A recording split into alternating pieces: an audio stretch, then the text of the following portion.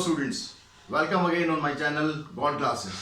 तो बच्चों, आज का जो टॉपिक है, आज का लेक्चर है, इसमें हम पढ़ेंगे सिलोजिज्म। अभी सिलोजिज्म क्या होता है, क्या इसमें हमें क्वेश्चंस करने होते हैं। बेसिकली एक तरह के लॉजिकल आर्ग्यूमेंट्स होते हैं।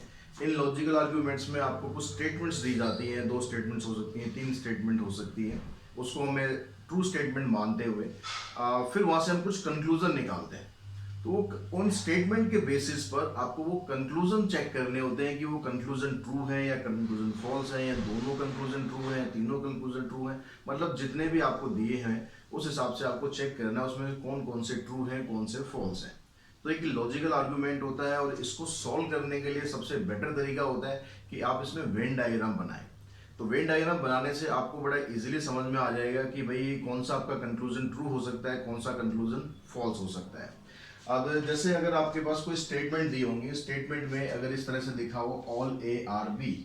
ऑल ए आर बी का मतलब है कि जितने भी ए हैं वो सभी बी हैं।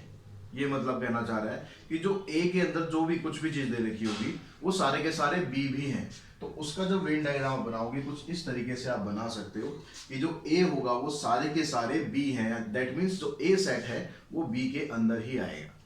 अगर आपको ध्यान हो तो सेट्स जब हमने चैप्टर किया था तो उसमें भी आपने वेन डायग्राम बनाए थे। तो इसका मतलब एक तरह से क्या हो गया कि A is a subset of B. A B का सबसेट है, तो ए के जितने भी एलिमेंट हैं वो सारे के सारे बी के अंदर आएंगे। अब अगर स्टेटमेंट में आता है कि सम ए आर बी और सम ए आर नॉट बी, कुछ ए जो है वो बी है या कुछ ए जो है बी नहीं है, तो इसका मतलब कुछ है कुछ नहीं है। दोनों स्टेटमेंट का एक ही मतलब होगा कि कुछ ए जो है वो बी के अंदर भी आ रहे हैं और कुछ ए बी के अंदर नहीं आ रहे हैं। दैट मीन्स उनका जब आप वेन डायग्राम बनाओगे तो कुछ इस तरह से बन सकता है। दोनों एक दूसरे पर इंटरसेक्ट करेंगे, कुछ पोर्शन होगा ऐसा जो ए में भी होगा और बी में भी होगा। मतलब कुछ ए बी है, कुछ ए बी नहीं है। अगर हम तीसरे इसकी बात करें तो इसमें लिखा नो ए आर बी और नो बी आर ए। कोई ए बी नहीं है, कोई बी ए नहीं है। मतलब कोई किसी का सबसेट नहीं है, सब बिल्कुल अलग अलग है। दोनों के परिवार अलग अलग है, ए का अलग है, बी का अलग है, दोनों में कुछ भी कॉमन नहीं है। तो दोनों को आप ऐसे अलग अलग बना देंगे। अगर आता है statement A equals to B. A equals to B का मतलब है कि ए बी का सबसेट है और बी भी ए का सबसेट है और इक्वल भी है। यानी इसके अंदर क्या होगा, ए में जितने एलिमेंट है या बी में जितने एलिमेंट है वो दोनों के अंदर बिल्कुल सेम होंगे। तो दोनों का एक ही वेन डायग्राम बनेगा, अलग अलग नहीं बनेगा। तो है ना कुछ इंटरेस्टिंग सा तरीका। तो आपको इसी तरीके को फॉलो करते हुए इसकी एक्सरसाइज करते हैं आज 8.10 फ्रॉम ML अग्रवाल। तो बच्चों, एक्सरसाइज का जो फर्स्ट क्वेश्चन है उसमें पहली स्टेटमेंट आपको दी है all pens are pencil and some books are pens. तो अब यहाँ दोनों स्टेटमेंट से हम एक वेन डायग्राम बनाने की कोशिश करते हैं इसको, कि हम वेन डायग्राम में किस तरीके से शो कर सकते हैं। अब पहले कह रहे हैं कि ऑल पेन्स आर पेंसिल, जितने भी पेन है वो सभी पेंसिल हैं। तो ये हमने देखा था कि भाई जितने पेन है, पेन आपके पास मान लो ये सेट आ गया और पेंसिल ये पूरा सेट आ गया। तो इसको रिप्रेजेंट कर रहा है कि ऑल पेन्स आर पेंसिल।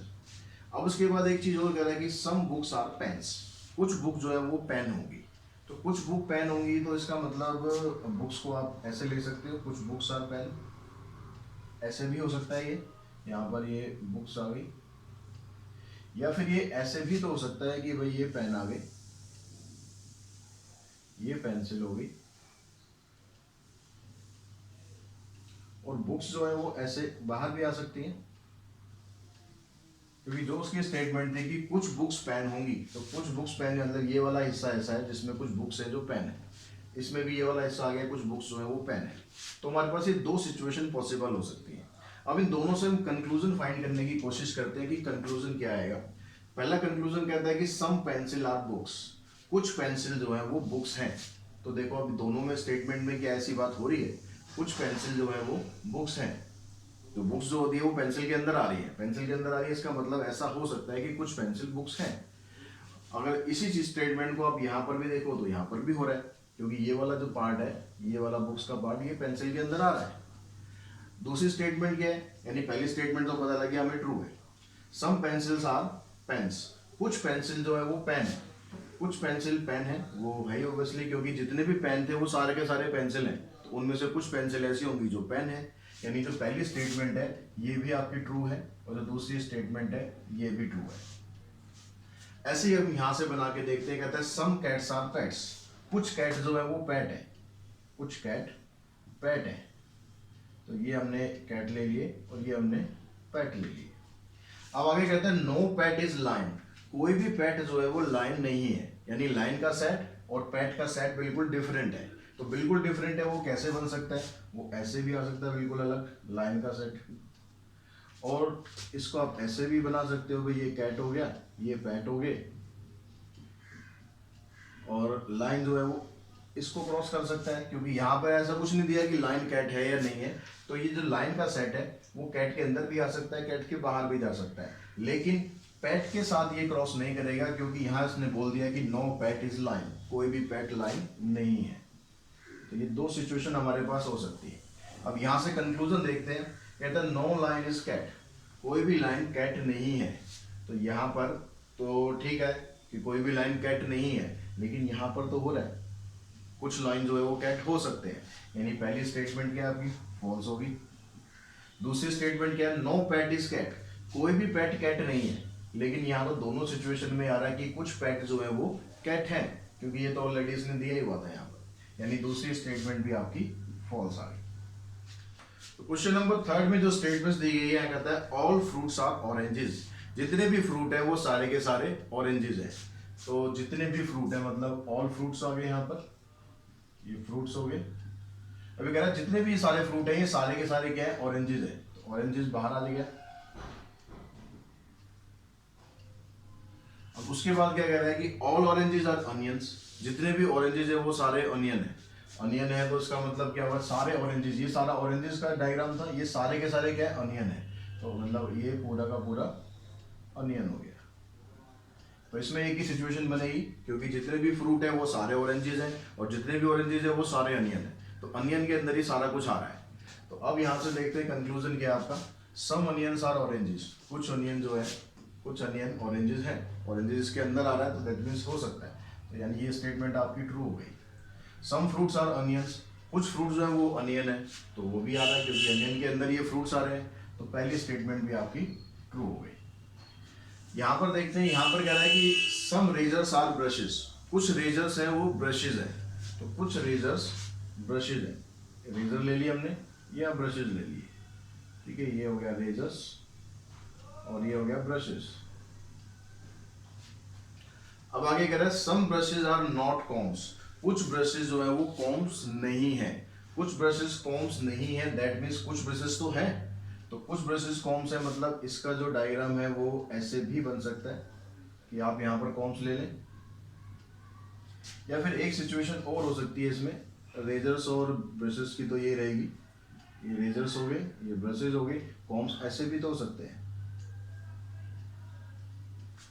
तो दोनों सिचुएशन पॉसिबल है, ऐसे भी बन सकता है डायग्राम इसमें, ऐसे भी बन सकता है, क्योंकि दोनों स्टेटमेंट हमारी यहाँ पर फुलफिल हो रही है। अब यहाँ से देखते हैं कंक्लूजन पे आते हैं। अब ये कह रहा है कि सम ब्रशेज आर रेजर्स, कुछ ब्रशेज जो है वो रेजर्स है, वो तो दोनों स्टेटमेंट में हो रहा है कि कुछ ब्रशेज रेजर्स हैं, तो ये स्टेटमेंट तो आपकी ट्रू आएगी।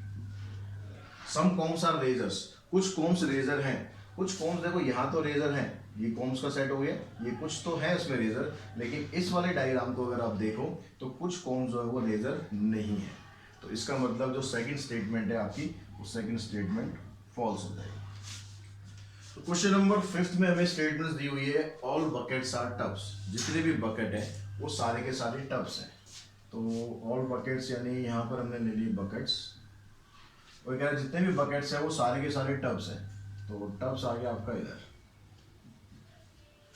अब सेकंड स्टेटमेंट कहता है कि ऑल मग्स आर टब्स, जितने भी मग्स हैं वो सारे टब्स हैं, तो यानी जो मग्स है वो भी टब के अंदर ही आ रहा है। अब टब के अंदर ये कहाँ आ सकता है, टब के अंदर देखो ये ऐसे भी आ सकता है कि भाई जितने भी मग्स हैं ऐसे हो सकते हैं, या फिर ये ऐसे भी हो सकते हैं कि ये टब का सेट हो गया पूरा, इसके अंदर बकेट आ गई और इसके अंदर मग आ गई। जरूरी नहीं है कि दोनों आपस में इंटरसेक्ट करें भी, लेकिन ये कंफर्म है कि भाई यहाँ पर जो पहली स्टेटमेंट थी ऑल बकेट्स आर टब्स, जितने भी बकेट है वो टब है, दोनों में आ गया। ऑल मग्स आर टब्स, जितने भी मग है वो टब है, वो दोनों में यहाँ पर आ गया। अब कंक्लूजन की बात है, कंक्लूजन देखते हैं, कहता है कि सम बकेट्स आर मग्स, कुछ बकेट जो है वो मग हैं, तो कुछ बकेट देखो यहाँ पर तो मग हो सकते हैं, लेकिन इस सिचुएशन में कुछ बकेट मग नहीं होंगे, यानी पहली स्टेटमेंट आपकी फॉल्स हो जाएगी। दूसरी स्टेटमेंट में कह रहा है सम टब्स आर मग्स, कुछ टब जो है वो मग होंगे, तो वो दोनों सिचुएशन में आ रहा है कि कुछ टब तो मग हो ही सकते हैं क्योंकि मग इसके अंदर है, तो इसका मतलब दूसरी स्टेटमेंट इसकी ट्रू हो गई। नेक्स्ट पे चलते हैं, यहाँ कहते हैं ऑल क्रिमिनल्स आर पॉलिटिशियन, जितने भी क्रिमिनल्स हैं वो सारे के सारे पॉलिटिशियंस हैं। जितने भी क्रिमिनल हैं मतलब ऑल क्रिमिनल्स, क्रिमिनल्स हो गया, ये सारे के सारे क्या है, पॉलिटिशियन है, ये पॉलिटिशियन का सेट हो गया। अब कहते हैं नो पॉलिटिशियन इज प्रिजनर, कोई भी पॉलिटिशियन जो है वो प्रिजनर नहीं है, कैदी नहीं है, तो पॉलिटिशियन तो ये सेट हो गया, ठीक है, क्रिमिनल्स के अंदर आ रहा है, तो कह रहा है जितने भी पॉलिटिशियन है ये क्रिमिनल नहीं है, सॉरी प्रिजनर नहीं है, प्रिजनर नहीं है मतलब प्रिजनर का सेट जो है बिल्कुल अलग ही आएगा, इसमें ये कहीं भी इंटरसेक्ट नहीं कर सकता, इसके अंदर नहीं आ सकता, क्योंकि कह रहा है कि जितने भी पॉलिटिशियंस हैं वो प्रिजनर नहीं है। बस एक ही सिचुएशन बनेगी इसमें। अब इसके हिसाब से आप देखें all criminals are not prisoner, जितने भी क्रिमिनल हैं वो प्रिजनर नहीं है, तो क्रिमिनल यहाँ पर आएगा, ये इसको कहीं भी ओवरलैप नहीं करेगा, यानी क्रिमिनल प्रिजनर नहीं हो सकता, तो यहाँ पर ये स्टेटमेंट आपकी ट्रू हो गई। जहाँ कहता है सम पॉलिटिशियंस आर क्रिमिनल्स, कुछ पॉलिटिशियन क्रिमिनल है, तो यहाँ से इस स्टेटमेंट से, इस वेन डायग्राम से हमें पता लग रहा है कि कुछ पॉलिटिशियन इसके अंदर भी आ सकते हैं, यानी ये वाली स्टेटमेंट भी आपकी ट्रू स्टेटमेंट आ गई। तो यहाँ पर बच्चों 7th क्वेश्चन में कहता है ऑल रेक्टेंगल्स आर क्वाड्रिलेटरल, जितने भी रेक्टेंगल्स हैं वो सभी के सब क्वाड्रिलेटरल्स हैं, तो ऑल रेक्टेंगल्स, यहाँ रेक्टेंगल्स आ गए और ये सब के सब क्या है, क्वाड्रिलेटरल्स हैं, ये क्वाड्रिलेटरल्स हो गए। अब कहता है नो क्वाड्रिलेटरल इज ट्राइंगल, कोई भी क्वाड्रिलेटरल ट्राइंगल नहीं है, तो कोई भी क्वाड्रिलेटरल ट्राइंगल नहीं है, दैट मीन्स ट्राइंगल का एक अलग वेन डायग्राम बन जाएगा जो इससे बिल्कुल भी कहीं भी क्रॉस नहीं करेगा। अब इसके हिसाब से कंक्लूजन देखते हैं, कह रहा है ऑल क्वाड्रिलेटरल आर रेक्टेंगल, जितने भी क्वाड्रिलेटरल हैं वो सारे रेक्टेंगल हैं, नहीं ये स्टेटमेंट गलत हो जाएगी, क्योंकि रेक्टेंगल यहाँ पर छोटा सेट है, रेक्टेंगल ऑल रेक्टेंगल क्वाड्रिलेटरल हो सकते हैं लेकिन ऑल क्वाड्रिलेटरल रेक्टेंगल नहीं हो सकते, तो ये स्टेटमेंट आपकी फॉल्स हो जाएगी। No triangle is a rectangle, triangle और रेक्टेंगल दोनों बिल्कुल अलग अलग सेट है, कहीं भी कोई ओवरलैप नहीं कर रहा, तो इसका मतलब कोई भी रेक्टेंगल या कोई भी ट्राइंगल रेक्टेंगल नहीं हो सकता, ये स्टेटमेंट आपकी ट्रू हो जाएगी। नेक्स्ट स्टेटमेंट में कहता है यहाँ पर कि some ships are gods and all animals are ships, तो पहले ऑल एनिमल्स वाला बना लो, ऑल एनिमल्स आर शिप, जितने भी एनिमल्स हैं ये सारे के सारे क्या हैं, शिप्स हैं। अब ये कहता है कि सम शिप्स आर गॉड्स, कुछ शिप जो है उसमें गॉड हो सकती हैं, तो कुछ शिप्स गॉड हो सकती हैं, तो एक पॉसिबिलिटी इसकी ऐसी बन सकती है कि यहाँ पर ये गॉड्स हो गए, या फिर ये ऐसे भी हो सकता था कि ऑल एनिमल इधर आ गए, ये शिप्स होगी, और गॉड्स के लिए इस तरह से ये वेन डायग्राम आ गई, तो ये दोनों तरीके से पॉसिबिलिटी हमारी हो सकती है।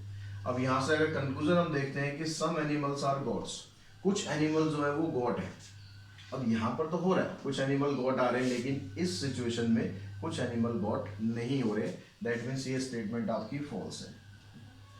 नो गॉड इज शिप, कोई भी गॉड जो है वो शिप नहीं है, ऐसा नहीं हो सकता, क्योंकि यहाँ पर कह रहा है कि कुछ शिप जो है वो गॉड तो होंगी, तो ऐसा पॉसिबल ही नहीं है कि कोई गॉड शिप ना हो, तो इसका मतलब दूसरी स्टेटमेंट भी आपकी फॉल्स स्टेटमेंट आ रही है, वो यहाँ से भी हमें दिखाई दे रहा है, गॉड्स जो है शिप के अंदर तो आएंगी ही आएंगी, चाहे ये सिचुएशन हो चाहे ये सिचुएशन हो। तो इस तरीके से आप ये एक्सरसाइज कंप्लीट कर लेते हैं 8.10, और साथ ही हमारी जो ये यूनिट है मैथमेटिकल रीजनिंग की, बहुत इंटरेस्टिंग यूनिट थी, ये पूरी की पूरी खत्म हो चुकी है, और आई होप आपको ये पूरी सीरीज मेरी पसंद आ रही होगी। अगर ये पसंद आई है तो आप अपने दोस्तों के साथ ज़रूर शेयर कीजिए, साथ ही चैनल को प्रमोट कीजिए, चैनल को आगे शेयर कीजिए, और अगर अभी तक सब्सक्राइब आपने नहीं किया हुआ है तो सब्सक्राइब जरूर करें, ताकि आगे आने वाला कंटेंट भी आपको कंटिन्यू मिलता रहे। अप्लाइड मैथमेटिक्स क्लास 11 का पूरा कंटेंट आपको इस चैनल पर मिलेगा। तो आज की इस वीडियो में इतना ही। Thanks to all.